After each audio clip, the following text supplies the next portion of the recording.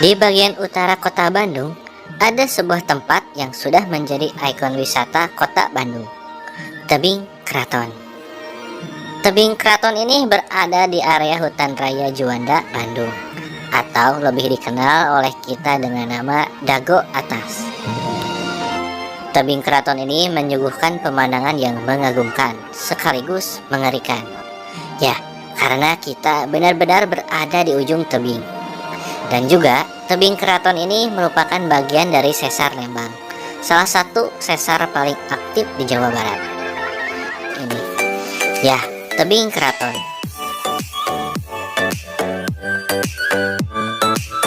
Tempat ini sudah lama menjadi salah satu ikon wisata di kota Bandung. Semenjak viral di tahun 2014-an hingga sekarang, Tebing Keraton ini masih saja memikat untuk dikunjungi bagi kamu yang takut ketinggian. Karena Tebing Keraton ini tepat berada di ujung tebing, dan di bawah kita benar-benar jurang yang sangat dalam.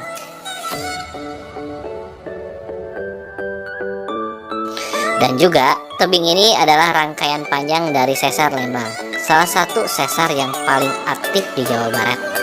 Jika Sesar Lembang ini bergerak, bisa-bisa seluruh Bandung bisa hancur oleh gempanya. Di bawah kita ada pemandangan yang luar biasa dari Hutan Raya Juanda. Di balik keindahan Lembang yang luar biasa, di sana menyimpan bahaya tersembunyi yang berpotensi menjadi bencana yang supermasif, yang bisa menghancurkan seluruh kota Bandung dan sekitarnya, yaitu Sesar Lembang.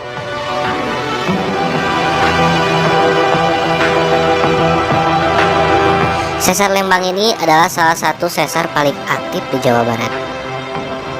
Sesar Lembang ini bergerak sekitar 3 hingga 6 mm per tahun.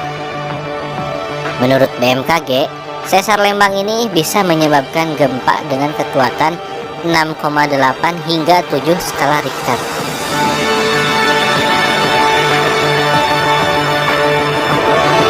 Kekuatan gempa sebesar itu bisa menjadi kiamat untuk seluruh kota Bandung, Cimahi, Subang, dan sekitarnya. Teman-teman, pada video kali ini kita akan membahas lengkap tentang Sesar Lembang, serta daerah mana saja yang bisa terdampak oleh bencana jika Sesar Lembang ini bergerak. Di Bandung Utara, tepatnya berada di Lembang, terdapat patahan yang sudah terkenal sebelumnya, yaitu Sesar Lembang. Sesar Lembang ini memanjang sekitar 29 km dari daerah Jatinangor hingga ke Padalarang. Tapi 29 km itu adalah garis utamanya, belum termasuk garis-garis turunan dari garis utamanya. Keberadaan Tebing Keraton dan kawasan wisata Maribaya adalah bukti nyata keberadaan Sesar Lembang ini. Yang paling terlihat jelas adalah keberadaan Gunung Batu Lembang. Di sini kita bisa melihat hasil pergerakan bebatuan yang menjulang tinggi. Gunung Batu ini disebut-sebut sebagai puncaknya Sesar Lembang.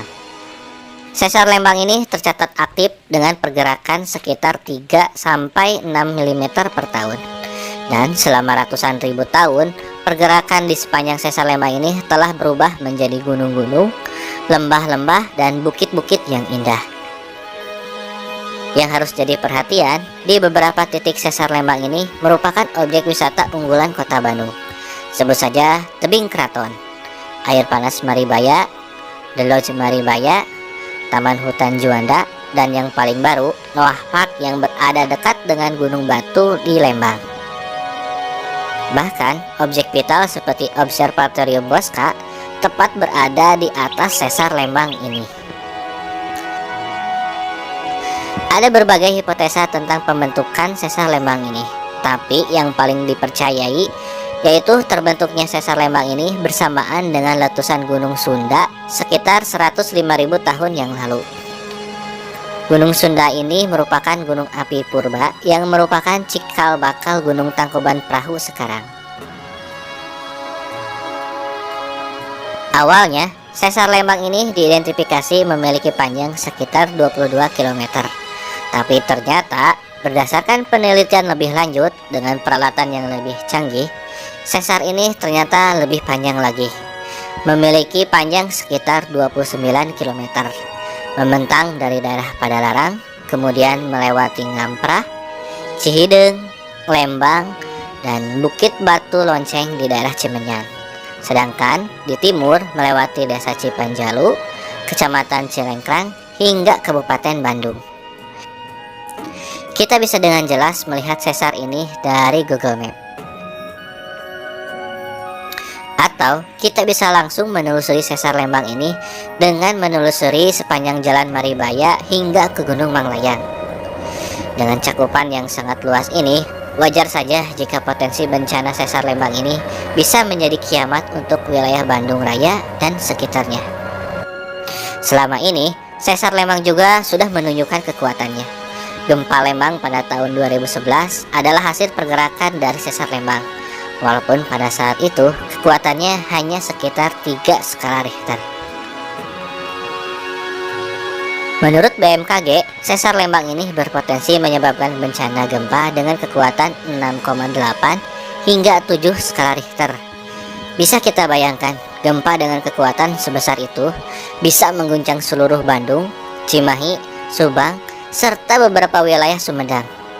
Dan kemungkinan getarannya akan terasa hingga Garut, Purwakarta, dan wilayah Jawa Barat lainnya. Menurut BMKG, sesar Lembang ini bisa sangat merusak seluruh kota Bandung. Karena kota Bandung sendiri yang merupakan cekungan Bandung yang terdiri dari tanah lunak yang merupakan bekas dari Danau Purba Bandung, terutama di daerah Cimahi dan Gede Bage. Jika terjadi gempa, akan terjadi penguatan guncangan, sehingga guncangan gempa menjadi lebih besar dari daerah yang lain.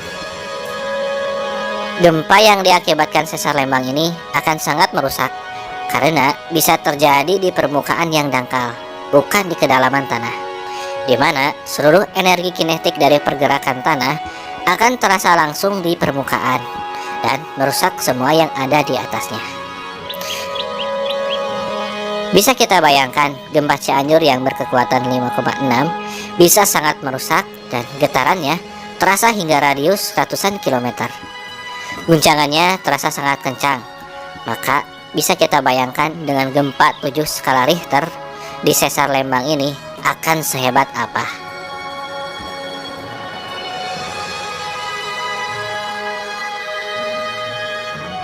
Di zaman purba, kawasan Bandung adalah sebuah danau purba, di mana titik yang paling rendah adalah daerah yang sekarang bernama Gede Bage. Hal ini membuat beberapa wilayah permukaan tanah kota Bandung memiliki endapan tanah yang lunak. Jarak kota Bandung yang berjarak hanya beberapa kilometer saja dari garis utama sesar Lembang tentu saja akan menerima guncangan yang sangat besar. Pada dasarnya, semakin jauh dari pusat gempa, peramatan getaran gempa akan semakin berkurang. Tapi hal ini masih bergantung pada berat jenis dan struktur benda yang dilaluinya. Sayangnya, struktur kota Bandung malah bisa menguatkan kekuatan dari gempa itu. Pada tahun 2011, Pusat Survei Geologi ISDM melakukan mikrotremor di 97 titik di kota Bandung. Hasil survei ini menunjukkan bahwa faktor penguatan gempa di kota Bandung berkisar antara 2,1 hingga 17. Di kawasan Asia Afrika, penguatan sekitar 4,1. Sementara di Gede Bage menjadi yang paling tinggi sekitar 16,5. Artinya, meski sama-sama diguncang gempa dengan kekuatan 7 skala Richter, efek guncangan gempa di daerah Gede Bage sebesar 16 kali lipat lebih besar ketimbang penduduk di Lembang. Dengan ini bisa diprediksi seluruh kota Bandung akan menjadi wilayah yang paling parah terkena dampaknya jika dibandingkan dengan wilayah-wilayah yang lain, dan mengakibatkan kelumpuhan total dari ibu kota Jawa Barat ini. Gunung-gunung yang memiliki struktur lemah akan roboh dan hancur. Jembatan Pasopati akan terbelah dan roboh. Seluruh jalur kereta cepat juga akan merasakan dampaknya. Dan Masjid Al-Jabar kemungkinan akan mendapat efek guncangan yang sangat kencang. Diperkirakan, kerugian ekonomi jika sesar Lembang ini aktif akan mencapai sekitar 50 hingga 100 triliun rupiah. Angka ini jauh lebih besar daripada kerugian ekonomi tsunami Aceh pada tahun 2004, yaitu sekitar 48 triliun rupiah.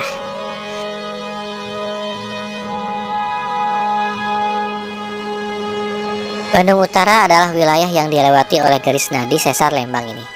Sekarang, sebagian besar garis utama itu telah menjadi pemukiman yang padat, serta berbagai objek wisata yang menjadi unggulan di kota Bandung. Di Lembang, berbagai objek wisata yang ramai bahkan berada tepat di atas sesar Lembang ini.